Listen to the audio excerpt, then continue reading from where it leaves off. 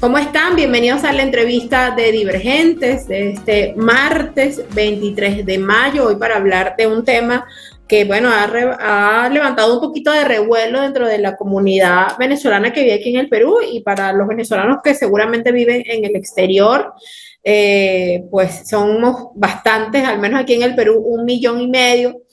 Para ello hemos invitado a Aldo Contreras, él es economista y está aquí conectado desde Venezuela. Bueno, de antemano le agradecemos por su tiempo.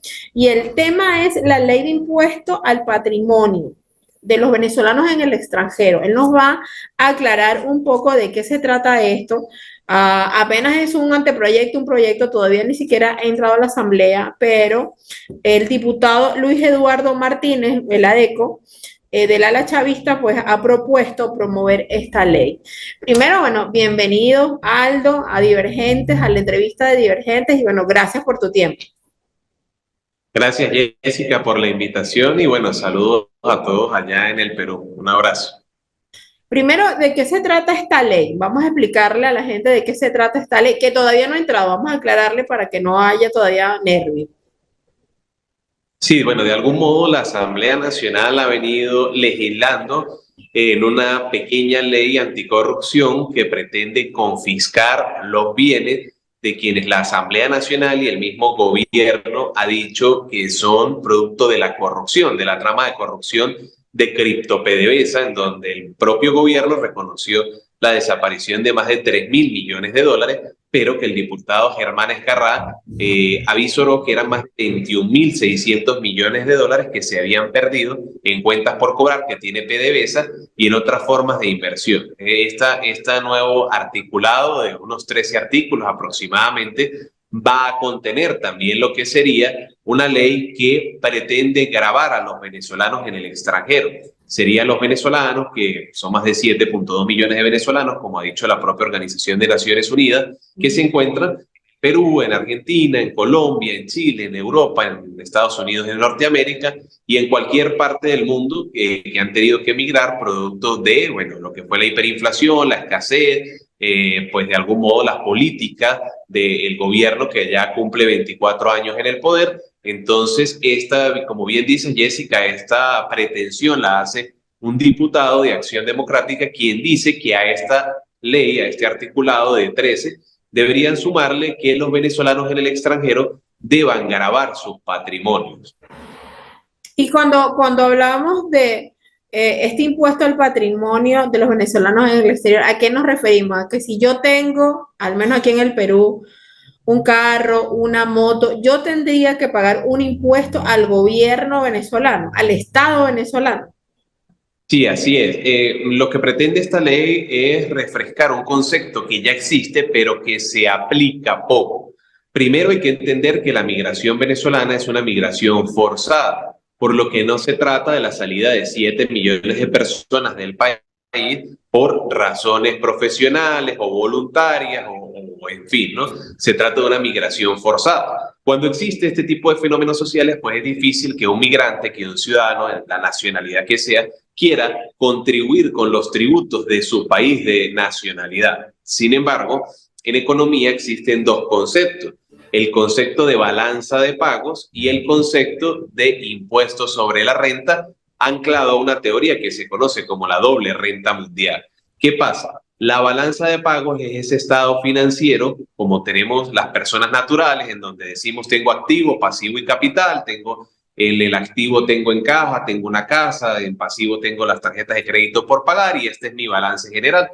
En el caso de los estados se llama balanza de pagos, y la balanza de pagos para el aumento o caída del Producto Interno Bruto, del PIB, contempla los ingresos, los bienes y todo lo que los venezolanos generan fuera del territorio. Sin embargo, hay que decir que el propio Banco Central de Venezuela no actualiza estas estadísticas desde el 2019. Wow. Por poco sabemos que contribuyen los venezolanos al PIB del país, de que son nacionales desde hace más de 4 años.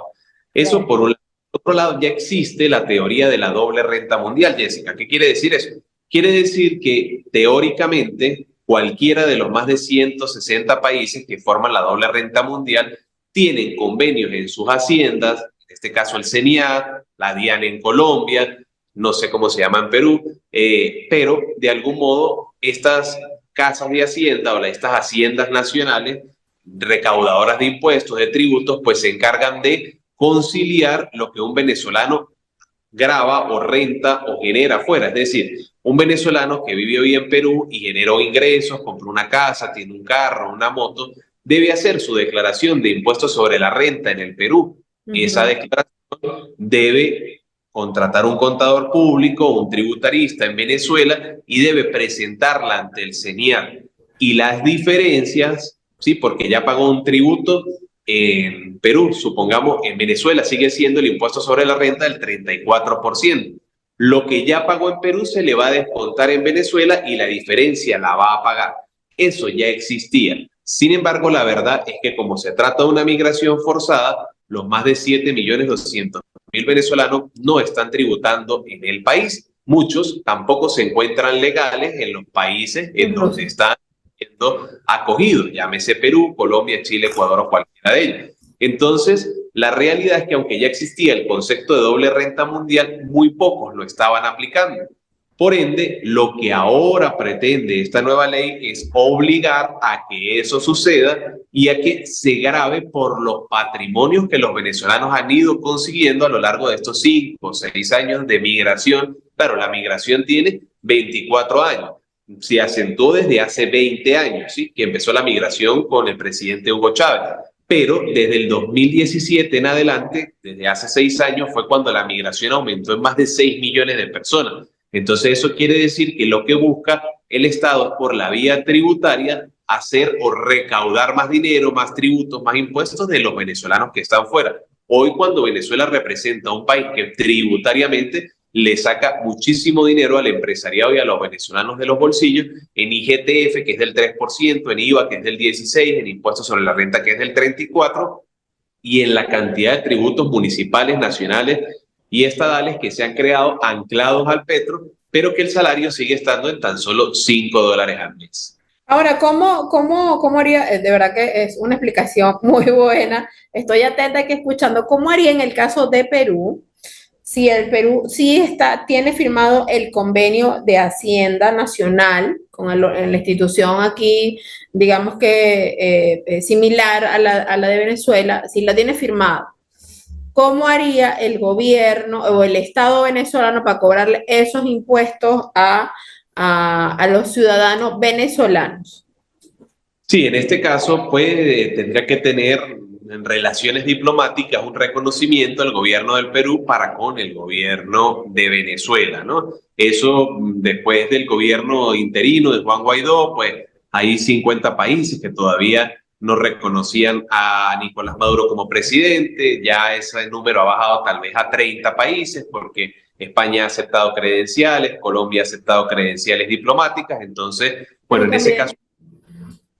Sí, en este caso el Perú tendría que reconocer a Nicolás Maduro como presidente, reconocer al embajador, a los cónsules y a todo el cuerpo diplomático, y el CENIAT tendría que pedirle a la Hacienda Pública peruana que por favor le dé la data de todos los connacionales que de algún modo están en blanco, que se encuentran en Perú en blanco, tributando, ganando, comprando casas, bienes inmuebles, haciendo empresas, comprando motos, vehículos, y los venezolanos tendrían que contratar un contador público en Venezuela o un tributarista, un administrador, en fin, una persona para que presente la declaración de rentas que ya tienen en el Perú, declaren esa renta en Venezuela y la diferencia que va a ser positiva seguramente en Venezuela la deban pagar. Entonces los venezolanos van a tener que incurrir en nuevos costos de honorarios profesionales, de rentas, de pagos de tributos y de declaración.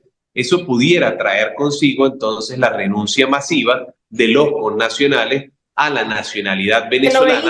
Que lo veíamos y de hecho yo me entero de esta noticia porque veo el reporte de una colega donde por cierto tú apareces que informaba, señalaba que se podría presentar una renuncia masiva en Colombia, estábamos hablando de Cúcuta creo, de los ciudadanos venezolanos con su nacionalidad para ser colombianos.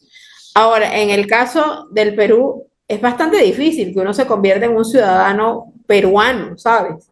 Muy difícil, porque si tú me dices que se llega a un convenio y las instituciones tributarias le piden esa gran base de datos que hay de venezolanos que reportan sus tributos, o sea, va a ser no queriendo, o sea, bajo la voluntad solamente de Estado a Estado. Y aquí los venezolanos sí la tendrían difícil nacionalizarse, ¿sabes? Eso sería un arma de doble filo.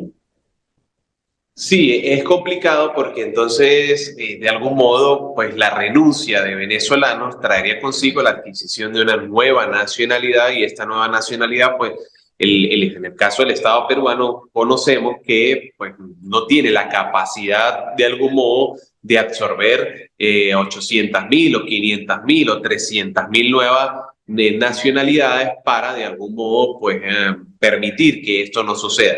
El venezolano tendría que empezar a evaluar y aprender de algún modo conceptos financieros, económicos, administrativos y tributarios para poder hacer frente a esta nueva realidad que pudiera traer consigo multas, sanciones, confiscaciones, expropiaciones, que seguramente serán explicadas cuando sea ya promulgada la ley y que de algún modo el Estado lo que busca es recaudar, recaudar, recaudar, porque pues lo cierto, Jessica, es que bueno, Venezuela dejó de ser un país petrolero. Hoy estamos en apenas 700.000 barriles de petróleo al día y eso no permite que hayan ingresos suficientes para, de algún modo, hacer frente al gasto público tan grande que tiene hoy Venezuela, a la deuda pública externa, que es de más de 120.000 millones de dólares, y que entonces el Estado estaría buscando todas las formas posibles de seguir recaudando y sacándole dinero a los venezolanos del bolsillo para poder pagar sueldos y salarios, de todo el gasto público, mantenimiento de escuelas, vías, puertos, aeropuertos, carreteras y todo lo que significa el presupuesto público nacional. Entonces, de algún modo, pues la renuncia a estas nacionalidades estaría un poco más presente en aquellos países que es tal vez un poco más fácil. Creo que es más fácil adquirir la nacionalidad en el caso de Argentina, en el caso de la misma nacionalidad española, en Colombia donde también. tan solo 2 años de residencia pueden adquirir este tipo de nacionalidades y entonces tener de algún modo la posibilidad de lamentablemente renunciar a la nacionalidad de valga la redundancia, para evitar pues el pago de estos nuevos tributos o las compensaciones que puedan existir a la hora de presentar sus declaraciones de renta. Y sabes qué interpretación incluso también se me ocurre en estos escenarios de elecciones primarias que van a ocurrir pronto, es que quizás también haya debajo de la mesa una intención de que el venezolano no vote y yo sé que tú eres muy técnico, muy estadista con respecto a este tema, pero es valedero también esa interpretación, ¿sabes? O sea, no, se nacionaliza y no, o sea, no es descabellado pensarlo tampoco. Sí, no sería nada descabellado pensarlo porque, pues, de algún modo, cada voto cuenta, cada uno de los ciudadanos están fuera. El gobierno es consciente que si 7 millones de venezolanos o poco más se fueron, esos son 7 millones de votos en contra, que tal vez solamente eso es el voto duro que puede tener el chavismo. El chavismo tal vez hoy por hoy tendrá 5.300.000 votos y ya sabe que versus 7 millones de venezolanos en el extranjero, pues habría perdido las elecciones sin sumar los venezolanos que internamente irían a las urnas a declarar su voto en contra del proceso revolucionario. Entonces, también puede ser una estrategia electoral, pero, Jessica, hay que ponerle el ojo porque la propuesta hace un diputado de Acción Democrática, es decir, un diputado que en algún momento se pensó de oposición o se pensó de ideas adversas al Partido Socialista Unido de Venezuela y que es quien hace la propuesta. Hay que entender entonces de qué lado está jugando la política, porque las decisiones políticas finalmente terminan afectando las decisiones económicas y las decisiones de los venezolanos que con mucho esfuerzo y sacrificio se encuentran fuera, porque ante esta realidad también está la realidad de las remesas que ingresan al país. El año pasado fueron más de 4.800 millones de dólares. Este año las estimaciones serían de entre 2.500 y 2.800 millones de dólares que empiezan a caer las remesas porque pues de algún modo hay una recesión económica mundial, hay recesión económica en Colombia, hay alta inflación en Estados Unidos, en Perú, en Chile, en Ecuador, en Argentina, que ha roto la barrera de los 102% de la inflación, y esto conlleva a que de algún modo pues las remesas caigan y el Estado pues también quiera hacer parte de todos estos pequeños ingresos que van estando para generar ingresos propios y poder de algún modo mantener todo el aparato del Estado, que son más de 11 millones de trabajadores que dependen de la administración pública. Definitivamente una estrategia bien pensada, bien calculada, porque diría en bien criollo, cuando le tocan el bolsillo a uno sabe, no se altera, y estando lejos, donde le cuesta a uno cada centavo, cada dólar, cada sol, en este caso, es bien duro que te toquen ese bolsillo y te digan, mira, no, también te vamos a descontar por aquí. De verdad que... gracias por aclararnos, Aldo, gracias por darnos estos minutos, creo que ha quedado bastante claro. Yo incluso te daría una última pregunta. ¿No habría manera de que si este proyecto de ley se llegara a sancionar en su momento, a promulgar por el Estado venezolano, el venezolano se pudiera, digamos que, lavarse las manos y decir, no, no puedo? Porque allí están los registros, allí están las bases de datos. Sería muy difícil. Sí, es difícil que en el caso de que los estados acuerden compartir la información tributaria, en este caso hay que ver si el CENIAT se encuentra preparado para recibir, conciliar, cruzar toda esta información y empezar de algún modo a obligar a los connacionales a pagar.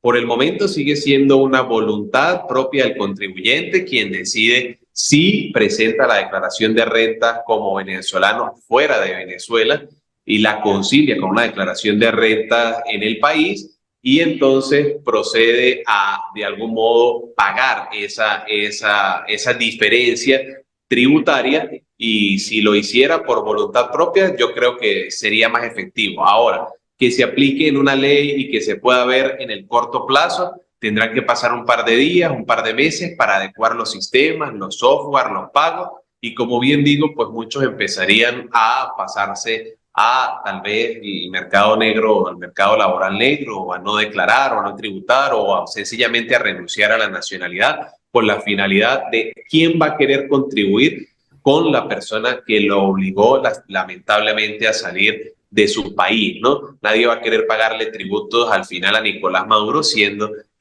quien pues dio y propició la salida de los venezolanos debido a que, por ejemplo, en el 2018 la hiperinflación llegara a más de 2.800.000% y se pulverizara el poder adquisitivo. Bueno, muchísimas gracias al economista Aldo Contreras, que desde Venezuela nos ha hecho esta explicación bien detallada. De todas maneras, le vamos a dejar algunos reels allí bien cortitos para que usted, digamos que reciba esta información de manera más directa. Seguramente no va a ser nuestro único programa, porque si este proyecto de ley avanza, pues seguramente vamos a seguir hablando de esto y de otros temas de economía, seguramente Venezuela. Muchísimas gracias, Aldo. A ti, Jessica, y saludos a todos allá en el Perú. Muchas gracias. Bueno, y a todos ustedes, mis queridos usuarios, recuerden difundir esta información para que les llegue a la mayor cantidad de gente. Muchísimas gracias. Nos vemos mañana en Titulares. Chao.